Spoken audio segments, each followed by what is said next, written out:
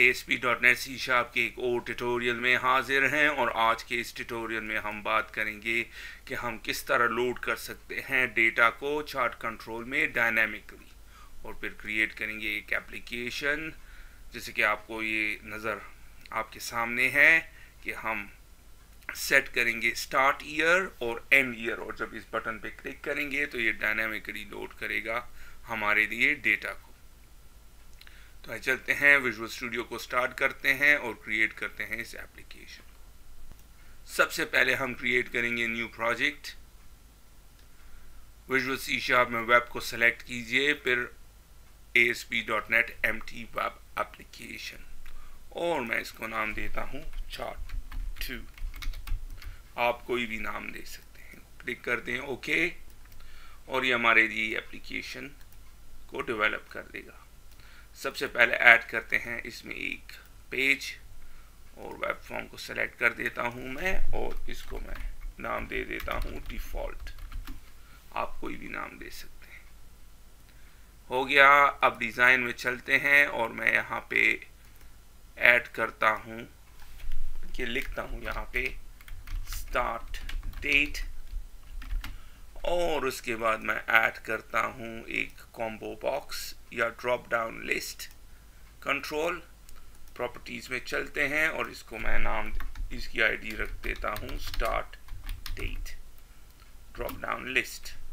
उसके बाद कुछ स्पेसेस दे देते हैं और मैं यहाँ पे लिख देता हूं and year. Actually year is better. और एक और ड्रॉप डाउन लिस्ट यहाँ पे ऐड कर देता हूँ और उसकी आईडी को सेट कर देता हूँ एंड ईयर। इसको सेट करते हैं एंड स्टार्ट ईयर क्योंकि हमने ईयर को सेलेक्ट करना है। ऐड हो गया। अब मैं ऐड करता हूँ एक चार्ट कंट्रोल। डेटा पैनल में आपको मिलेगा, जस्ट ड्रैग कर दें और आपके सामने है। थोड़ा सा मैं इसको रिसाइज करता हूं और फिर मैं चार्ट टाइप को सेलेक्ट कर देता हूं स्टेट कॉलम। आप कोई और भी सेलेक्ट कर सकते हैं और इसके अलावा मैं यहाँ पे एक बटन कंट्रोल को भी ऐड कर देता हूं और इसकी प्रॉपर्टी आईडी को सेट करता हूं गो बटन और इसकी टेक्स्ट प्रॉपर्टी को मैं सेट कर देता हूं गो और इसको थोड़ा सा मैं रिसाइज कर देता हूं।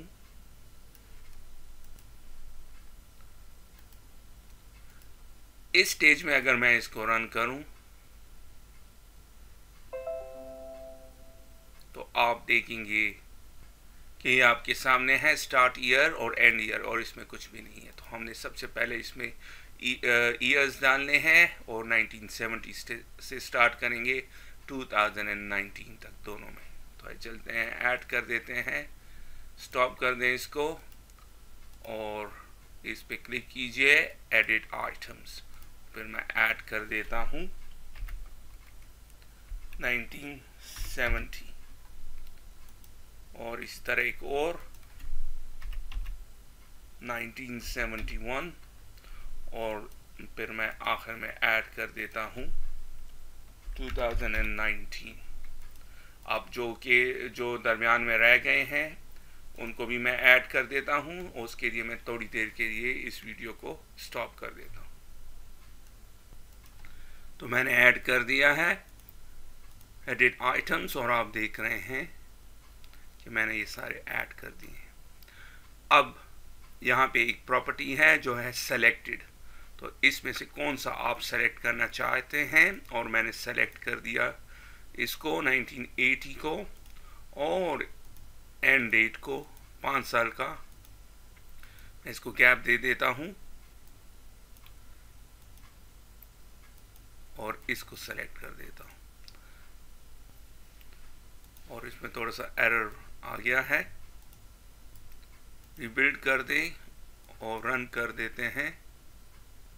एक्चुअली एरर जो है वो हमने 2 को सेलेक्ट कर दिया है, आप देख रहे हैं। तो इसको रिमूव कर दें एक वक्त में आप एक को सेलेक्ट कर सकते हैं। तो अब अगर आप डिज़ाइन में चलेंगे तो काम करेगा। क्लीन कर देते हैं और रिबिल्ड कर देते हैं और स्टार्ट।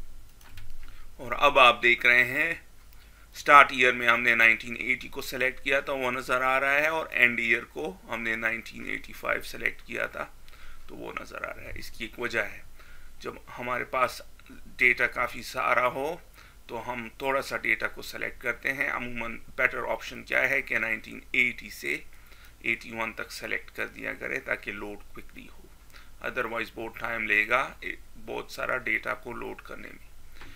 तो इस पॉइंट को याद रखिएगा। अब हम क्या करते हैं, करंटली हमें कुछ भी नहीं दिख रहा, वो चार्ट कंट्रोल यहाँ से गायब है क्योंकि हमने उसमें डेटा को बाइंड नहीं किया। तो बाइंड कर देते हैं। सबसे पहले स्टोर प्रोसीजर क्रिएट करते हैं और उसमें डेटा को लेते हैं। तो हमारे पास ये डेटाबेस है जिसमें एक टेबल है ऑर्डर, और आप देख रहे हैं, और इसमें आपको ऑर्डर्स नज़र आ रहे हैं। टोटल है ऑर्डर का और उसका डेट जिस दिन पे वो ऑर्डर हुआ था।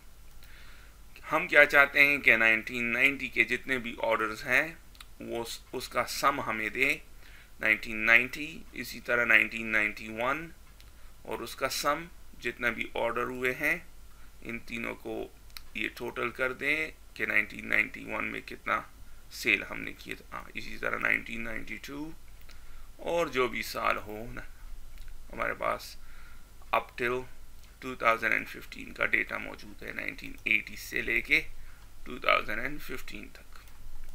तो किस तरह करेंगे, सबसे पहले हम इस डेट ऑफ ऑर्डर को ईयर में कन्वर्ट करेंगे। किस तरह करेंगे, सेलेक्ट स्टार फ्रॉम जो भी टेबल है, ऑर्डर्स टेबल है,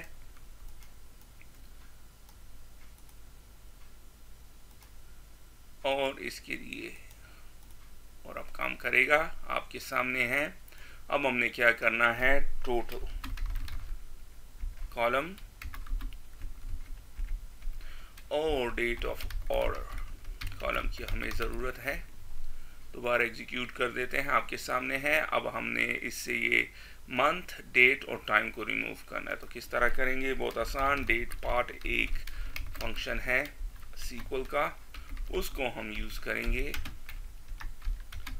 और आपके सामने है। और अब आप देख रहे हैं कन्वर्ट हो गया ईयर में, लेकिन अब आप देख रहे हैं कॉलम नेम मिसिंग है। तो हमने क्या करना है, एलियास दे देना है ईयर। आपके सामने है, हो गया। अब हमने क्या करना है, हम चाहते हैं 1990 में कितना टोटल है, तो वो करेंगे। उसके लिए हम एक एग्रीगेट फंक्शन को यूज़ करेंगे, सम।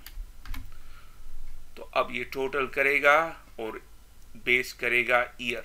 चूँकि हमने एग्रीगेट फंक्शन यूज़ किया है, देखते हैं रन करते हैं रन होता है या नहीं। और आप देख रहे हैं रन नहीं हो रहा, क्योंकि मांग रहा है ग्रुप बाय क्लॉज को। जब आप एग्रीगेट फंक्शन को यूज़ करेंगे तो फिर आपने इसको ग्रुप बाय देना है कि किस पे ग्रुप करना है आपने।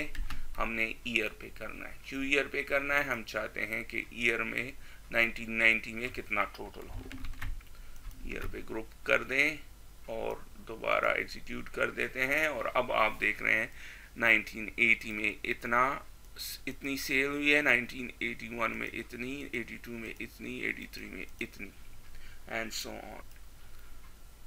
और अब आप देख रहे हैं कॉलम नेम मिसिंग है, तो इसको भी दे देते हैं।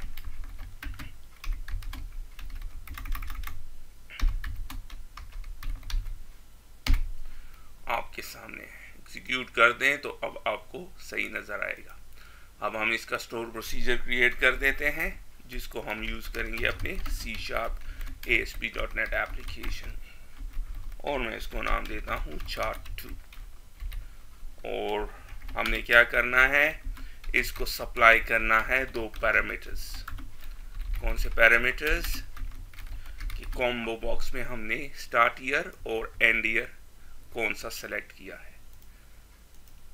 स्टार्ट ईयर और एंड ईयर, कि इस ईयर से स्टार्ट करो और इस ईयर पे एंड करो। जब हम इस बटन को क्लिक करेंगे तो ये लोड करेगा। तो हमने इधर सप्लाई करना है एट स्टार्ट ईयर और nvar4 50 कर दें और फिर एंड ईयर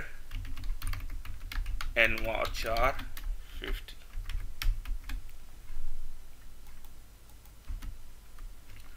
और फिर हम इसको यहाँ पे यूज करेंगे वेयर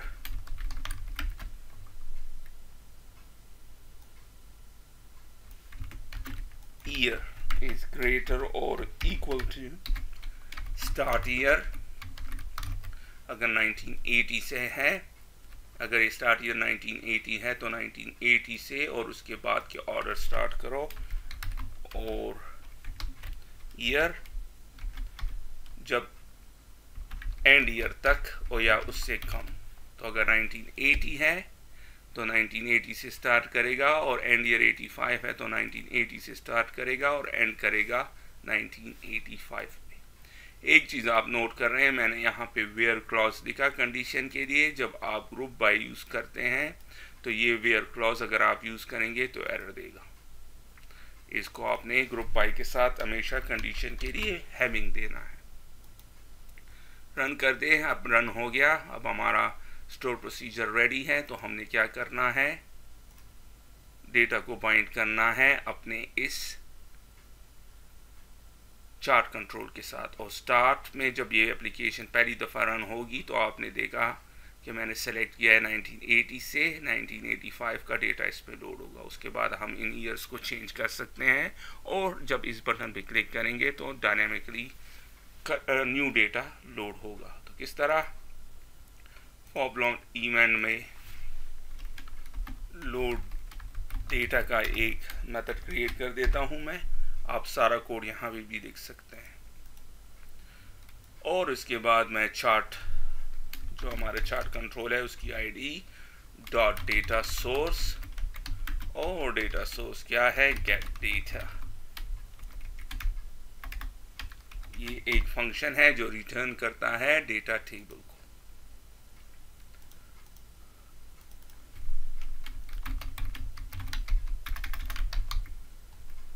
हो गया। और जब आप ये कर देंगे तो आपने एक और कोड यहाँ लाइन और यहाँ पे ऐड करनी है। ये आपको विन, अगर तो आपने विन फॉर्म्स एप्लीकेशन डेवलपमेंट की है तो उसमें नहीं करना पड़ेगा, ASP में आपने इसको लिखना है chart1 dot data bind, data source देना है। उसके बाद इस फंक्शन को, इस मेथड को कॉल करना। हो गया। अब हमने इनमें से जो हमें उनकी ज़रूरत नहीं, जिन नेम स्पेस की, उनको रिमूव कर देंगे। उसके लिए right click, organise using remove and sort. और इसके बाद हमें यहाँ पे 3 ऐड करने हैं। पहला है सिस्टम डॉट डेटा, और ये हम क्यों ऐड करते हैं, डेटा टेबल के लिए। फिर हमने ऐड करना है system dot data dot SQL client, क्योंकि हम SQL सर्वर को यूज़ करेंगे। और फिर आखिर में चूँकि हमने कनेक्शन स्ट्रिंग देना है web.config फाइल में, तो उसके लिए हमें चाहिए system.configuration। जब आप चार्ट कंट्रोल ऐड करते हैं अपने ASPX पेज में तो ये अपडेट कर देता है web.config फाइल को और इसमें ये सारा XML ऐड कर देता है। अब हमने यहाँ पे कनेक्शन स्ट्रिंग ऐड करना है, कनेक्शन स्ट्रिंग्स, और ऐड नेम, उसको dbx कर देता हूँ। आप कोई भी नाम दे सकते हैं, कनेक्शन स्ट्रिंग। थोड़ी देर में इस पे आते हैं और आखिर में प्रोवाइडर नेम। चूँकि हम SQL सर्वर यूज़ कर रहे हैं तो system.data.SQL client, इस स्पेस को मैं रिमूव कर देता हूँ। अब कनेक्शन स्ट्रिंग को जानना के लिए आपने क्या करना है, आसान तरीका क्या है, सर्वर एक्सप्लोरर में चलिए, डेटा कनेक्शन पे राइट क्लिक कीजिए और ऐड कनेक्शन सेलेक्ट कीजिए अपना सर्वर नेम, और हमारे केस में है SQL Express 123। और फिर डेटाबेस को सेलेक्ट कीजिए, JI चार्ट है, कनेक्शन को टेस्ट कीजिए और फिर एडवांस में चलिए और कनेक्शन स्ट्रिंग लिए, और मैं इसको यहाँ पे पेस्ट कर देता हूँ। तो क्या कह रहा है कि इस सर्वर पे इस डेटाबेस को यूज करूं। हो गया। हमने क्या करना है, डेटा को लोड कराना है। तो इस तरह करेंगे, बहुत आसान। सबसे पहले SQL कनेक्शन को डिफाइन करेंगे। Using SQL connection con new SQL connection, और कनेक्शन स्ट्रिंग क्या है, कॉन्फ़िगरेशन मैनेजर, क्योंकि हमने उसको web.config फाइल में लिखा है .connection strings और dbx.connection string।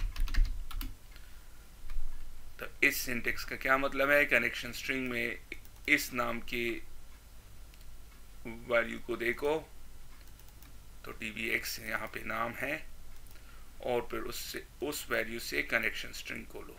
तो कनेक्शन स्ट्रिंग क्या है, ये, तो ये इसको लोड कर देगा, और ये स्ट्रिंग है, तो ये स्ट्रिंग पैरामीटर हमने इसको दे दिया है। आप देख रहे हैं string connection string.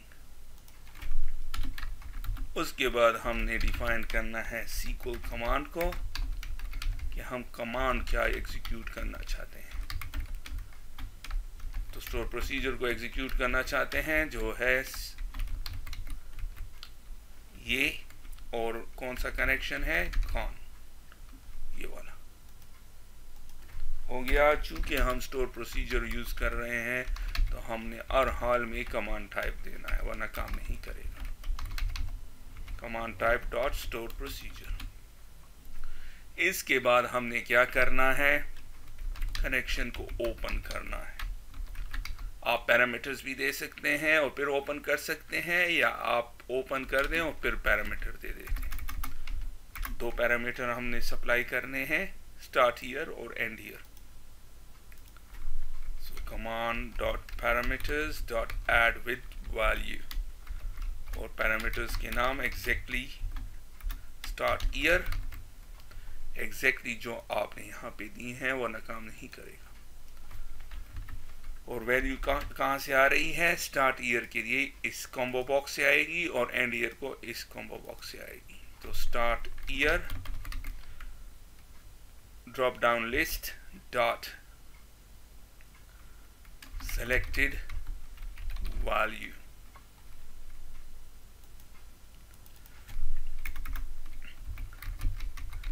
selected value,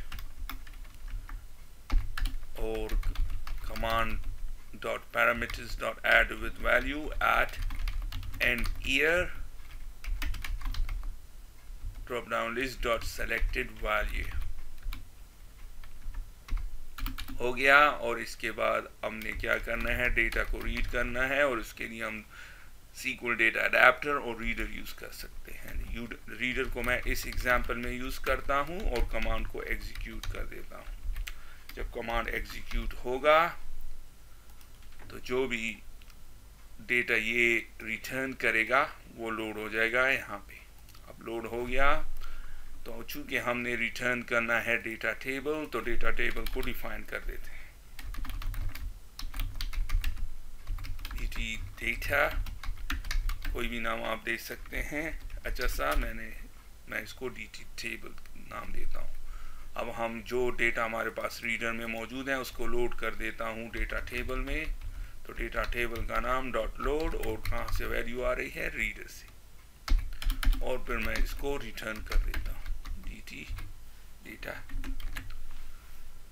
हो गया। अब जब हम रन करेंगे, तो चूंकि हमने सेट किया है 1980 और एंड ईयर को सेट किया है 1985, तो जब रन करेंगे तो डेटा को शो करना चाहिए, नहीं कर रहा। इसकी एक वजह है कि चार्ट कंट्रोल में एक चीज़ है x एक्सिस और y एक्सिस। तो हमने हर हाल में x एक्सिस को भी डिफाइन करना है और y एक्सिस को भी डिफाइन करना है। हमारा ये स्टोर प्रोसीजर रिटर्न करेगा ईयर और टोटल को, दो कॉलम। ईयर को हम x एक्सिस कर देते हैं और टोटल को हम y एक्सिस कर देते हैं। चूंकि हमने अभी डिफाइन नहीं किया, तो इसलिए डेटा शो नहीं कर रहा। उसके लिए हमने यहाँ पे इसको डिफाइन करना है। और किस तरह डिफाइन करेंगे, इसकी प्रॉपर्टीज में चलते हैं। जब हम स्टोर चार्ट कंट्रोल को ऐड करते हैं अपने एप्लीकेशन में या अपने वेब पेज में, तो इसकी एक प्रॉपर्टी है जिसको कहते हैं सीरीज, और हर चार्ट कंट्रोल एक डिफॉल्ट सीरीज को क्रिएट करता है। इस केस में सीरीज 1 है और इसकी दो प्रॉपर्टीज हैं। एक्स वैल्यू मेंबर, अगर आपने एक्स एक्सीज डिफाइन करना है तो इसको सेट करना है, अगर आपने वाई वैल्यू को एक्सीज को डिफाइन करना है तो आपने इसको डिफाइन करना है। तो मैं कर देता हूं कोड के थ्रू chart1 डॉट सीरीज, और फिर उसका नाम, सीरीज का नाम मैंने आपको शो किया, सीरीज 1 था, और फिर उसकी value dot x value member, और हमने क्या करना है, ईयर। दो कॉलम्स है हमारे पास, ईयर और टोटल। तो ईयर को मैंने, ये नाम एग्जैक्टली उसी तरह होने चाहिए जिस तरह स्टोर प्रोसीजर में है, वरना काम नहीं करेगा। और इसी तरह y एक्सिस को भी डिफाइन कर देते हैं, series 1 dot y value members, और ये है टोटल। अब रन करेंगे तो काम करेगा। तो आपके सामने है 1980 से स्टार्ट हुआ और ईयर ऑफ सेल्स आपके सामने है। अब अगर मैं इसको चेंज करूं और 1980 से 87 को तक देखूं तो, और गो करूं, तो आप देख रहे हैं 87 तक ऑटोमेटिकली डेटा आ जाता है, एंड सो ऑन। अगरचे हमने यहाँ पे कोई क्लिक इवेंट को ऐड नहीं किया। ये क्यों कर रहा है, इसकी एक वजह है, जब हम क्लिक करते हैं तो पोस्ट बैक होता है और पेज दोबारा रीलोड हो जाता है। तो हमने क्या करना है, थोड़ा सा इस कोड को इम्प्रूव करना है। अगर ये करेक्ट है तो हम क्या करेंगे, इस पोस्ट बैक, इसको तब लोड करो जब पोस्ट बैक ना हो। पोस्ट बैक कब होता है, जब हम बटन पे क्लिक करते हैं और पेज रीलोड होता है। अगर आप पेज को रिफ्रेश करते हैं तो पोस्ट बैक नहीं है।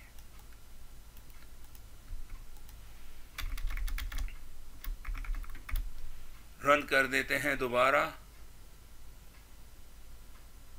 अब चेंज करता हूं मैं और आप देख रहे हैं कुछ भी नहीं हो रहा। क्यों, अब मैंने गो कर दिया लेकिन कोई डेटा यहाँ पे सेलेक्ट नहीं, ऐड नहीं हुआ और बाइंड नहीं हुआ, इसलिए वो वहां से चला गया। तो अब हमने क्या करना है, क्लिक इवेंट को ऐड करना है इस बटन के लिए, और हमने एग्जैक्टली सेम कोड को कॉपी करना है वहां पे। तो बेहतर तरीका क्या है, इसका एक मेथड क्रिएट करते हैं, राइट क्लिक कर दें, refactor extract method, load data in chart, हो गया। अब कॉपी कर दें,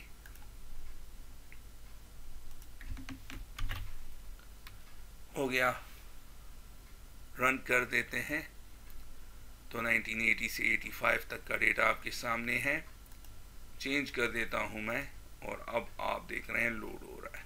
इसको ये कर दें। अब एक चीज करनी है हमने कि हमें वैल्यूज इसमें शो कराने हैं। तो किस तरह कराएंगे, बहुत आसान, प्रॉपर्टीज, और इसकी एक प्रॉपर्टी है सीरीज में चलते हैं, और सीरीज की प्रॉपर्टी है label. Label panel is value shown as label, false है, इसको ट्रू कर दे। तो अब आप देख रहे हैं वैल्यूज नजर आ रही है। अब फाइनल चीज क्या है, हमने यहाँ पे टाइटल लिखना है, यहाँ पे भी एक टाइटल और यहाँ पे भी टाइटल, और उसके लिए हम यूज करते हैं चार्ट कंट्रोल की टाइटल्स प्रॉपर्टी को। टाइटल को मैं ऐड कर देता हूं और इसको नाम देता हूं टॉप टाइटल, और टेक्स्ट क्या नजर आना चाहिए, सेल्स बाय ईयर। आपके सामने है टाइटल ऐड हो गया। मैं इसकी इसको बड़ा कर देता हूँ और उसके लिए हम फॉन्ट प्रॉपर्टीज को यूज करेंगे। 18 कर दें, बोल्ड कर दें इसको, और इसकी कलर को मैं चेंज करता हूँ फॉन्ट कलर प्रॉपर्टी के थ्रू, और इसको मैं रेड कर देता हूँ। तो आप देख रहे हैं अब मैं एक टाइटल यहाँ पे ऐड करता हूँ और उसको क्या देते हैं नेम, लेफ्ट साइड पे है तो लेफ्ट टाइटल, और क्या टाइटल होगा, टोटल इन पाउंड्स। आप कुछ और भी दे सकते हैं जो आप देना चाहें। हो गया। अब आप देख रहे हैं यहाँ पे नजर आ रहा है, इसको यहाँ पे लाना है और उसके लिए हम यूज करते हैं डॉकिंग प्रॉपर्टी। करंटली टॉप है तो यहाँ पे नजर आ रहा है, जब मैं इसको लेफ्ट कर दूंगा तो आपको यहाँ पे नजर आएगा। इसकी फॉन्ट प्रॉपर्टीज को सेट करते हैं, बोल्ड कर देता हूं मैं इसको, और इसकी कलर को मैं ब्लू कर देता हूं। और इसी तरह मैं अब ऐड करता हूं एक यहाँ पे, और इसको ईयर बॉटम टाइटल दे देते हैं। अब आपको बड़ी आसानी के साथ इसको पहचान सकेंगे। और इसकी टेक्स्ट क्या होगा, ईयर, सेल्स ईयर। टॉप में नजर आ रहा है तो डॉकिंग प्रॉपर्टी को सेट करते हैं बॉटम, और फिर इसकी कुछ प्रॉपर्टीज को सेट करते हैं बोल्ड, और फॉन्ट कलर को मैं कर देता हूं ब्लू।